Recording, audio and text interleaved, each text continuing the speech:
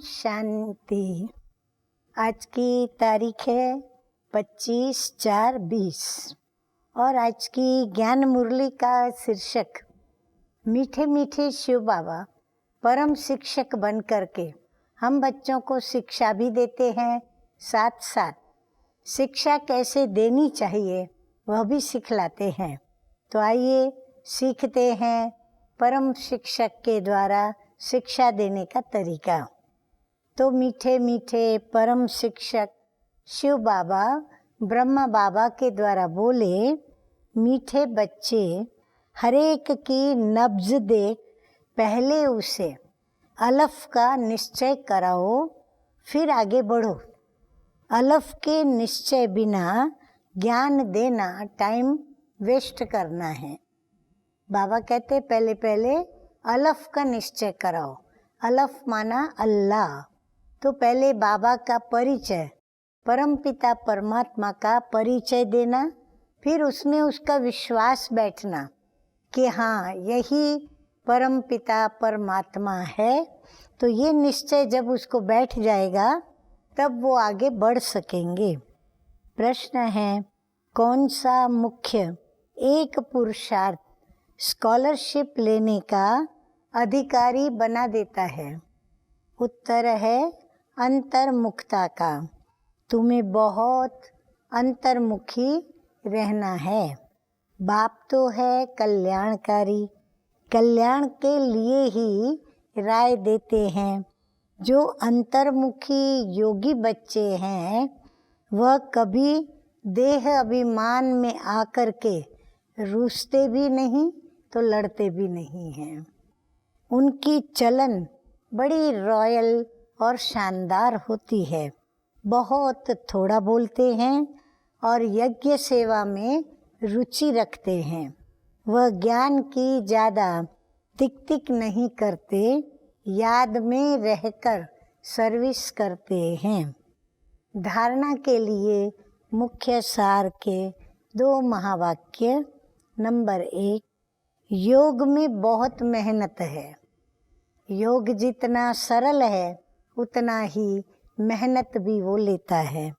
Trial करके देखना है कि कर्म में कितना समय बाप की याद रहती है। याद में रहने से ही कल्याण है। कर्म करते करते हम प्रभु को भूल जाते हैं तो प्रभु की याद में ही कल्याण है। मीठे माशुक को बहुत प्यार से याद करना है और याद का चार्ट भी रखना है। नंबर 2, महीन बुद्धि से इस ड्रामा के राज को समझना है। कौन सा ड्रामा? इस सृष्टि रूपी रंगमंच पर जो बेहद का नाटक खेलने हम आए हैं, तो इसका राज भी हमें समझना है। ये बहुत बहुत कल्याणकारी ड्रामा है। हम जो बोलते हैं वह करते हैं, वो फिर 5000 वर्ष के बाद रिपीट होगा। तो इसे यथार्थ समझकर खुशी में रहना है। अगर हम उसको यथार्थ समझेंगे तो हम बहुत खुशी में रहेंगे। वरदान है, आपस में स्नेह की लेन देन के द्वारा सर्व को सहयोगी बनाने वाले सफलता मूर्त भव। जो स्नेही होंगे तो उनसे सहयोग भी ऑटोमेटिकली या तो स्वतः ही मिलेगा। तो बाबा कहते हैं सफलता भी फिर उन्हीं को प्राप्त होती है। स्पष्टीकरण, अभी ज्ञान लेने और देने की स्टेज पास की। बाबा कहते अभी समय वो पूरा हुआ जब ज्ञान लेते थे और औरों को देते थे। अभी स्नेह की लेन देन करो। अभी आपस में क्या करो? स्नेह की लेन देन करो। जो भी मिले, जब भी मिले, जैसे भी मिले, तो उनसे स्नेह की लेन देन करें। अर्थात स्नेह दें और स्नेह लें। माना हम नफरत भूल जाएं, घृणा को भूल जाएं और एक पिता के हम बच्चे हैं, सब भुलाकर हम उनको मीठा बोलें, गले लगा के स्नेह से बातें करें।